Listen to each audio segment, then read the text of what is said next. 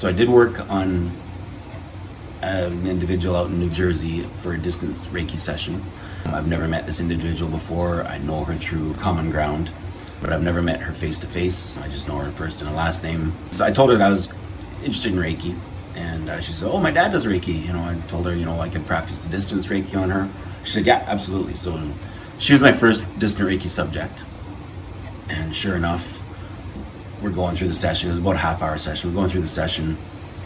I could feel that her feet were very, very cold. When I had my surrogate on my lap to work on the Reiki session, her feet were ice cold, like ice cold.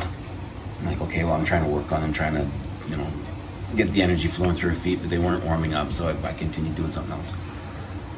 And then about 20 minutes into the session, I disconnected. I'm not, we weren't online or we weren't on a phone call or anything. I was just focused in my room, had an ambient setting. I know she had an ambient setting in her place.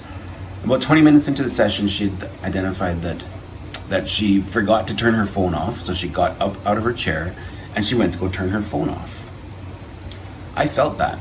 I felt the disconnect of the quantum entanglement, or whatever you want to call it. I felt that. That was mind-blowing to me, that I could know exactly when she disconnected our session, and then she came back within a few minutes, and I'm like, okay, well, obviously thanking her distantly that she came back and we were able to finish the session. So that was actually remarkable. That was intense.